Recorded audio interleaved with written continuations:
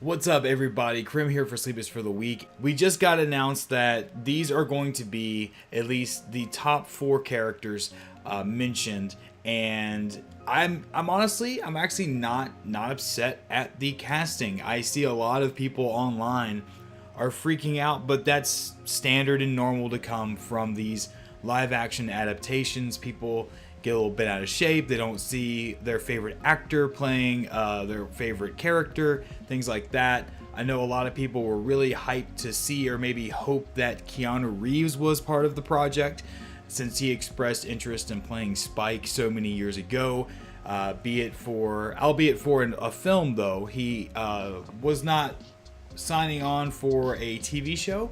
But it did seem like, regardless of how that turned out, whether it was going to be a TV series or a movie, Keanu Reeves did express interest in it, but I guess maybe things just didn't work out that way. Keanu Reeves is doing a lot of things with the John Wick series. We've got the 3rd movie of that coming out. However, I do agree that he would have been a great choice for Spike. I'm not disappointed in the selections they've made right here. So let's start off first with Spike. Who did they pick? Well, at first when I heard it was going to be John Cho, I was like, it's Harold from Harold and Kumar. But I also have seen him play things that are more of a serious tone. And when I heard it and then I saw, the pictures, and I kind of went over some more of the things he's done, I was like, I can totally see him playing Spike. And so I've got zero complaints there. I can't wait to see what he looks like as Spike in the suit and how he's going to portray that. I can't wait to see what sort of teaser we get for that down the road. Next, we have Mustafa Shakir. I hope I'm saying that right. I apologize. I am really bad at trying to pronounce people's names, so I apologize if I butchered your name. But Mustafa is playing Jet, and this is the one I've seen have the most negative feedback for some reason. They're upset that I guess Jet is being portrayed by someone of color, which doesn't make a lot of sense to me, because I don't see why this is such a big deal. And the fact that there is a lot of negativity floating around online about that choice kind of irks me. It's really just irks me. Like, why? Why is there so much negativity around that? That doesn't make any sense to me. But I, for one, think this is a really good choice. And I've seen him in things like Luke Cage, and he's got that vibe for Jet. Like, I can see this guy playing Jet. So once again, 2 for 2 now. Not disappointed at all. Not at all yet. Now, Daniela Pineda, once again, I hope I'm saying that right. She's playing Faye, and she's someone I'm not as familiar with actress-wise, but she seems like she could look the part, at least, of Faye. And I see that being a recurring thing with people saying that they got the looks down, right? Like, they've got the cast looks like the characters, but can they pull it off acting-wise? And for that, we just have to wait and see. Like, any actor or actress can portray any role as long as it's written and directed well. That's where it all boils down to, is if it's acted, if the actors and actresses have good direction and good writing, they can make almost any character come to life. So I'm not as familiar with what she's been in. I still haven't seen the second Jurassic World movie, but she obviously has played a role in that. But I'm excited to see what happens, and I'm curious to see what she looks like in the teaser as well. And now we get down to our villain, Alex Hassel. And he's going to play Vicious. Once again, another actor that I'm unfamiliar with their work. I hope that they can pull it off well, and I'm curious to see how he looks as Vicious in the trailer, because out of all the characters shown and portrayed, Vicious is going to be the most interesting to see on live action, because the silver hair, the white hair in a way. It's going to be interesting to see how they portray Vicious in a live action format. Are they going to keep the silver hair? Are they going to keep that look? How close are they going to keep the looks of the anime in with the live action? And this is where it all boils down to, is that how is it going to be written and directed? How are these things going to come together? And should we be excited or should we be worried? And I, for one, I'm excited, because the original creator of Cowboy Bebop is working on this, along with other producers that produced the original anime, is helping work on this live action adaptation. And on top of that, we have Chris Yost directing a lot of the episodes, and that's the guy who made Thor Ragnarok, and I had a blast watching Thor Ragnarok. If you haven't seen Thor Ragnarok, if you're that behind on Marvel stuff, I highly recommend watching it. It's a very, very fun space adventure with Thor and the Hulk, and I see this being kind of like a match made in heaven. You've got the original creator of Cowboy Bebop with some of the producers there, and you've got Chris Yost, and I think them combined are going to make a very enjoyable experience. But we have to wait and see what happens from this. We're going to have to wait and see how they write the episodes, how it's directed, how the cast members are written and directed as well. How are they guided to bring these characters to life on the screen?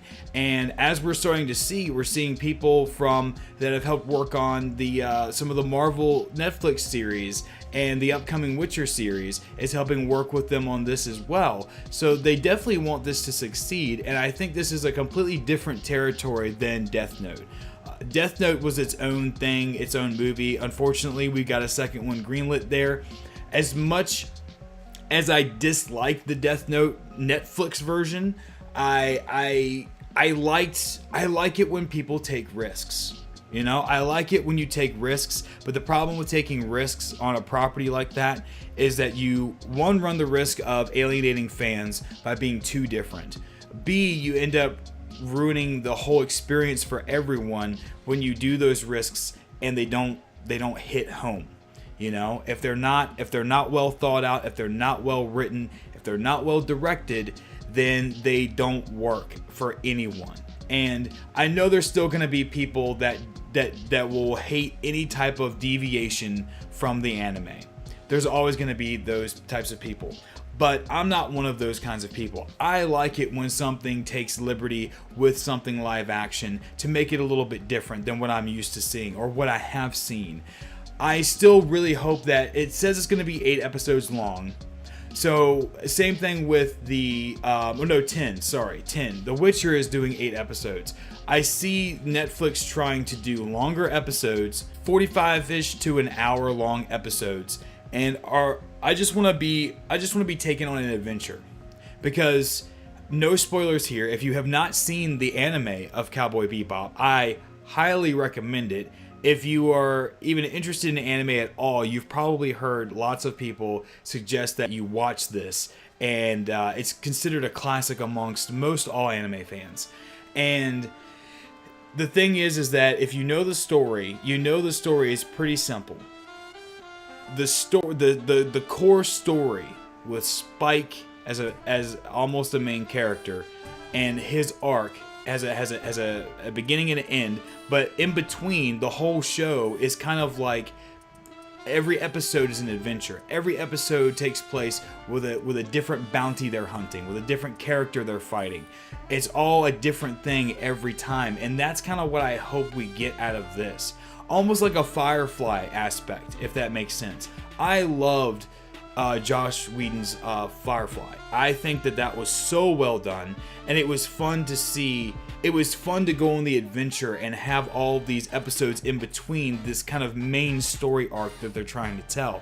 Cowboy Bebop in the anime does something similar. You start off knowing some stuff, you get more of it in the middle, and then it ends, and when it ends, it ends. And it completes an entire narrative for Spike. But in between, you enjoy this adventure and you get to meet the other characters like Jet and Faye and Ed and Ein, which I can't wait to see Ein. I hope they actually use a real corgi for that, but I'm excited to see what they do with this, and I hope that these episodes in between are an adventure. I hope that they take the liberty to do those events that happen in between where they're seemingly random, but it makes it episodic, and it makes it to where each episode of the anime is like its own individual story. I kind of hope that they do that. I hope that they bring that to this live action adaptation. So as far as what I think of the casting, I've got zero problems. I've got absolutely zero problems with the casting. I think they're great choices. It's just going to be the matter of how it's written and how it's directed, and how it comes out on the final product on screen. Because everyone wants to sit here and bitch about actors and actresses. It's not always their fault. it's not always their fault. It boils down to how well is that script written, how much time and work and passion has gone into writing and directing something. Because any actor and actress can make a character amazing on screen. It just depends on how they're directed, how are they written. And, you know, an actor and actress could have as much passion as they have for a character, but they can only deliver what a director wants them to deliver. They can only deliver what the writing team comes up with. And it also depends on the environment, because if you're in an environment where, if say the actor is very passionate about the role or knows the character a lot, then you run into, do they butt heads with the director? Or is the director really as passionate as he or she says they are? You know, where does that lie? There's lots of ways we can say this could fail, right? But why go into it with that aspect and not go into it with positivity and support and see where it goes? If it's bad, guess what? You're gonna hear me talk about it. If it's good, you're gonna hear me praise it and say, go watch it. So for right now, I'm optimistically hyped. I'm very excited, and I'm glad to see this is a thing actually happening. And I hope that it turns out very well. So what are you guys' thoughts? Let me know in the comment section down below, and I'll come at you guys again with more Cowboy Bebop live action news when it hits. And I will see you guys in the next one. This is Krim for Sleeps for the Week.